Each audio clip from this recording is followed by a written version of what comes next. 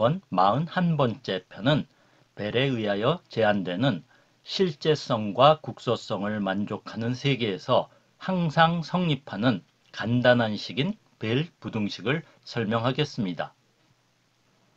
아인슈타인의 EPR 논문과 이에 대한 보호의 대응은 EPR 사고 실험에 대하여 단지 해석을 달리한 것입니다. 따라서 아인슈타인의 EPR 사고 실험과 후에 봄이 스핀으로 재해석한 사고 실험은 아인슈타인과 보어의 주장을 구별할 수 없습니다. 1964년도 영국 물리학자 벨은 아인슈타인의 세계와 보어의 세계를 실험에 의하여 구별할 수 있는 이론을 제안하였는데, 아인슈타인의 실제성과 국소성이 만족되는 세계에서 벨 부등식의 성립을 설명하겠습니다. 봄이 1952년 발표한 파일럿파 이론의 논문은 인정받지 못하고 사라지는 듯 했는데, 영국 북아일랜드 출신 물리학자 벨이 대학원 과정을 공부하면서 읽게 됩니다. 벨은 학부에서 실험물리학과 수리물리학 학사를 마치면서 양자이론에 관심을 갖게 됩니다. 보른이 1948년 옥스포드에서 강연한 내용을 중심으로 발간한 원인과 우연의 자연 철학이라는 책을 읽게 되는데, 폰 노이만의 수문 변수 불가능성을 증명한 내용을 접하게 됩니다. 증명이 포함된 폰 노이만의 양자역학의 수학적 기초는 1932년 독일에서 발간되었지만 영어판은 1955년 발간되었기 때문에 벨은 책을 읽지 못했습니다. 벨은 봄에 1952년 논문을 읽게 되고 폰 노이만의 증명에 문제가 있을 수 있다고 생각합니다. 아인슈타인을 만난 적이 없지만 아인슈타인의 양자이론의 불완전성에 공감하고 이를 알기 위한 여행을 시작한 셈입니다. 벨은 1956년 영국 버밍햄 대학에서 핵물리학과 양자장 이론 전공으로 박사학위를 받고 영국 원자에너지 연구시설에 있다가 1960년 스위스 제네바 인근 선으로 옮겨갑니다. 벨은 봄과 아하로노프가 EPR 논문을 스핀으로 재해석한 1957년 논문을 접하게 되지만 이에 대한 연구는 본업이었던 선에서의 가속기 핵물리 연구로 인하여 미루게 됩니다. 1964년 연구년을 갖게 된 벨은 미국의 연구소와 대학 몇 군데를 들리면서 미루었던 양자이론에 대한 생각을 정리합니다. 벨은 폰 노이만의 수문변수 불가능성 증명에 대하여 문제점을 인식하게 됩니다.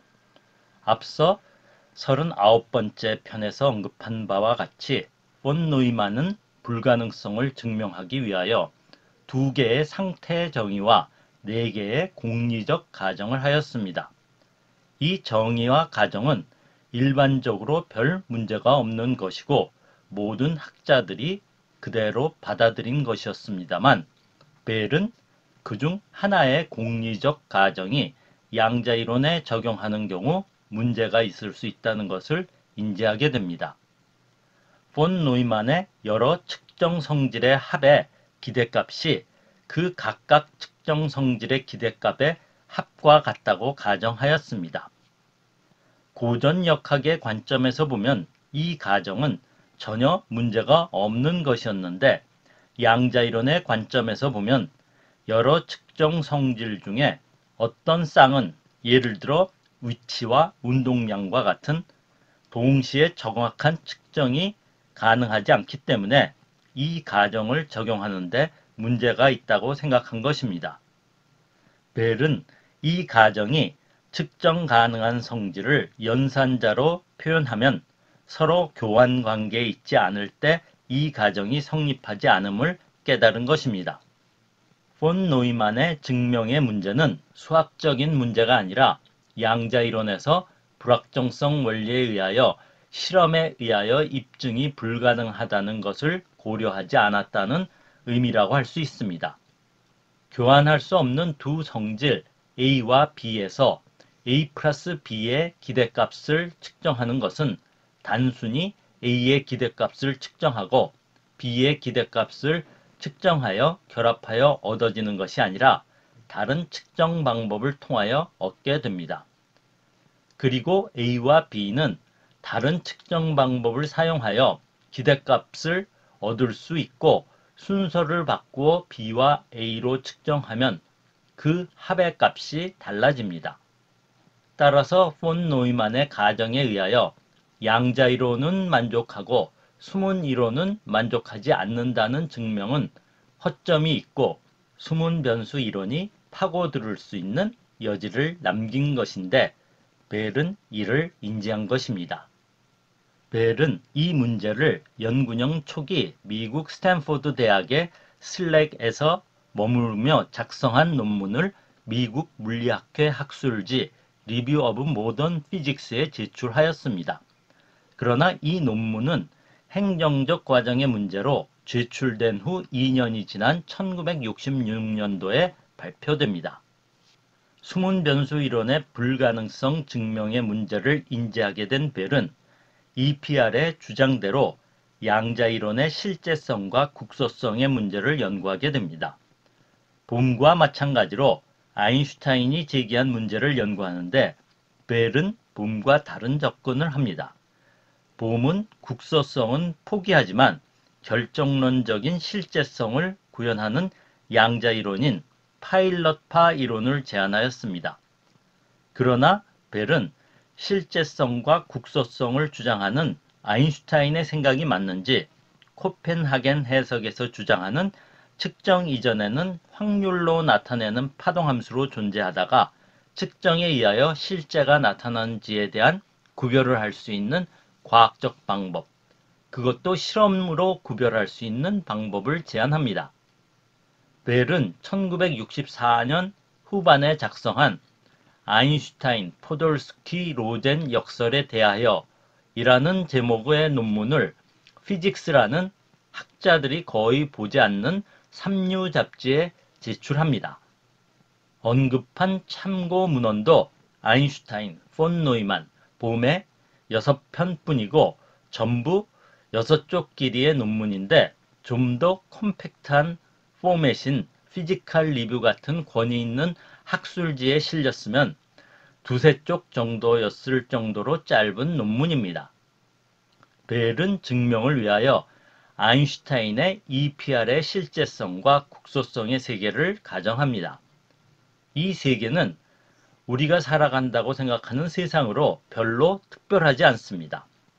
사람을 포함하여 어떤 물질은 그 속성, 즉 성질을 고유하게 가지고 있고 어떤 상황에서 그 물질의 성질을 측정하는 것은 그 이외의 주위 환경에 영향을 받지 않고 또한 주위 아주 멀리 떨어져 있는 다른 곳에 영향을 미치지 않습니다.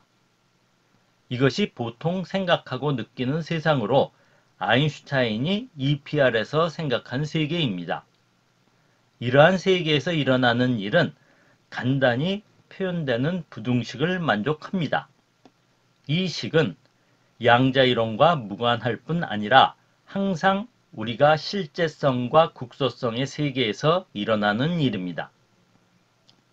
이 식을 벨 부등식 또는 벨 정리라 부르는데 이해가 쉽도록 벤 다이어그램을 통하여 설명하겠습니다.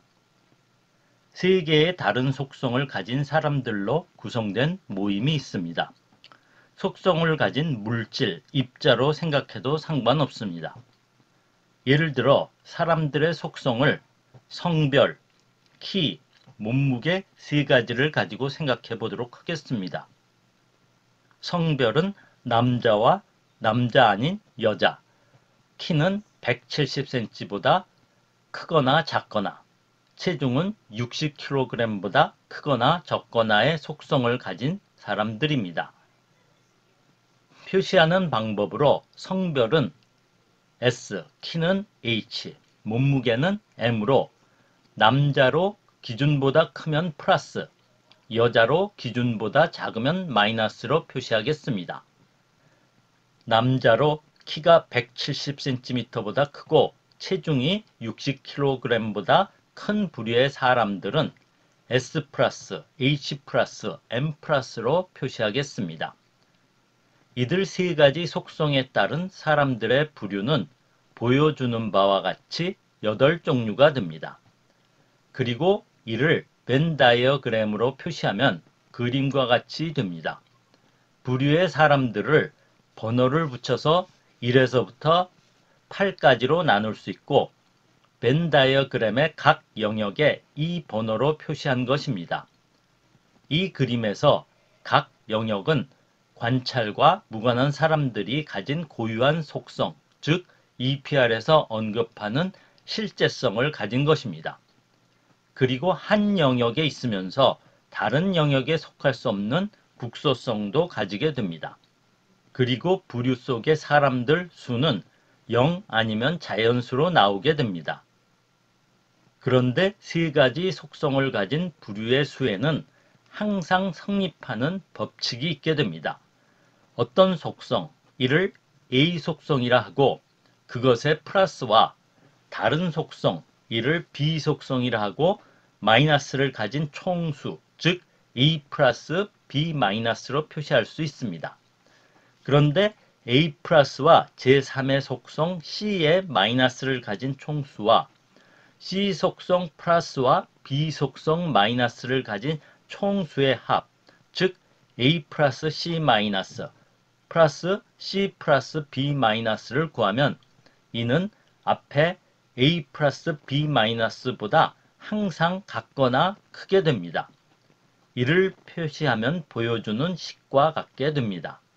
앞서 예에서 보면 성별에서 남자이면서 몸무게가 60보다 작은 부류의 수는 남자이면서 키가 170보다 작은 부류와 키가 170보다 크면서 몸무게가 60보다 작은 부류의 합보다 항상 같거나 작게 됩니다. 이것은 그림에서 표시된 영역을 표시한 것입니다. 이 관계는 당연한 것으로 쉽게 보일 수 있습니다.